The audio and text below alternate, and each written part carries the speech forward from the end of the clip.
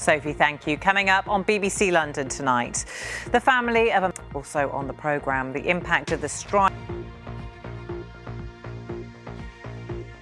Hello and welcome, I'm Samantha Simmonds.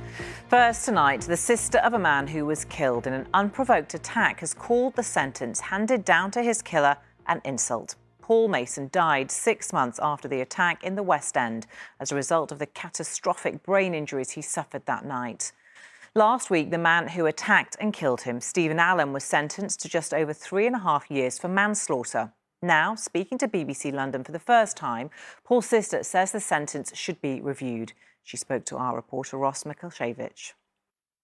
Rachel Mason ending that report. Well, in response, the Attorney General's office told us they've been approached and have 28 days from sentencing to consider the case and make a decision. Lots more to come tonight before 7, including... But first, BBC London has learned that the A&E at St Thomas's will effectively be closed to all but the most serious ambulance cases this bank holiday weekend due to the nurses' strike. Some staff are preparing to walk out again over pay and conditions. Action will now be cut short by a day after a High Court judge ruled it was partly unlawful. Well, our health correspondent Carl Mercer is here. Hi, Carl. So what have you found out? Yeah, we know, don't we, this nurses' strike is going to be potentially the most difficult for the NHS to deal with because nurses, unlike last time, the last couple of strikes... Students and parents across London have experienced yet another day of disruption as teachers from the National Education Union walked out on strike again, their 4th day of industrial action this year. The union rejected an improved pay offer earlier this month. So what impact is the ongoing action having? Our work and money correspondent Tara Welsh has been finding out. Thanks, Samantha. Well, strike action has been taking place across London.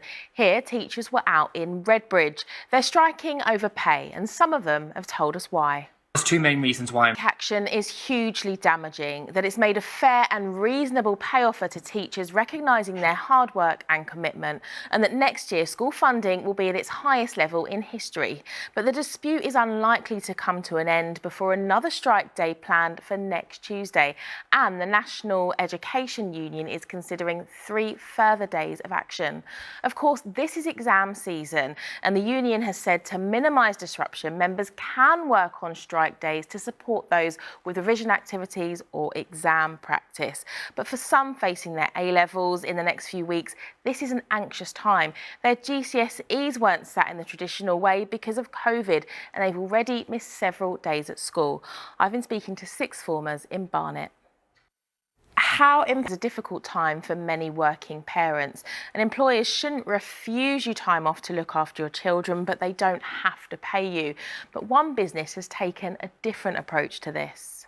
There was a number of people. One view there, but this is still a difficult time for many with no resolution in sight. Samantha. Tara, thank you.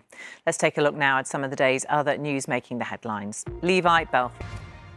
Now, in 1 week's time, local elections will give voters outside London the opportunity to give their first verdict on the Conservative government under new Prime Minister Rishi Sunak.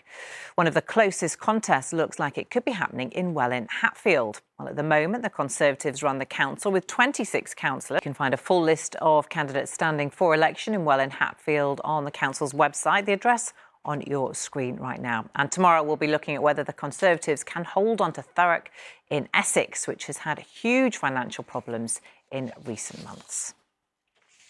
Now, the countdown is well and truly on. Just 9 days to go until the coronation of Charles III and Camilla. You may have noticed that the capital is gearing up for the big moment with lots of decorations going up. Well, Alice at Bandakravi has been taking a look. Hanging out the bunting, everyone... Is it going to get any better? Come on. I mean, the rain will clear away. I think it's going to be a bit too late for you, to be honest, because you're heading off fairly soon, aren't you? You know, it's not... That's it from me. Frankie McCamney will be here at 10:30. Don't forget, there's always more on our website.